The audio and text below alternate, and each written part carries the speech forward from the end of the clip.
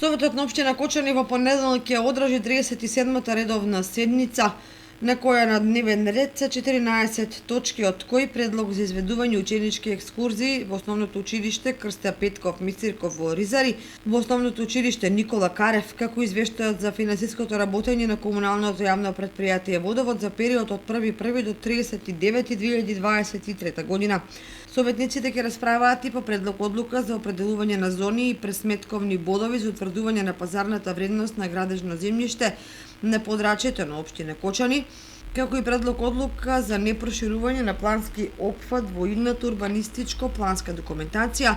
за бесправно изградени објекти на катастарска парцела во Полаки и Прибачево. Советниците ќе расправаат и по предлог програмата за изградба на јавно осветлување во општина Кочани, предлог програма за изменување и дополнување на програмата за одржување на јавна чистота на територијата на општина Кочани, предлог програма за изменување и дополнување на програмата за активностите на општина Кочани во областа на заштитата на животната средина,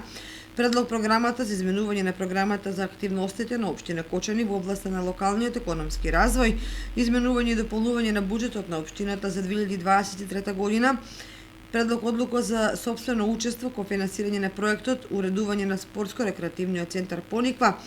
предлог програма за одржување на локални патишта и улици на подрачјето на општина Кочани во зимски услови,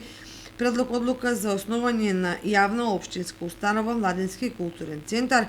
и предлог решение за разрешување и именување на член на училишниот одбор во Средното општинско училиште Љупчо Сантов Кочани. Седницата е закажана за во 12 часот, а ќе се одржи во салата на мултикултурниот центар во Кочани.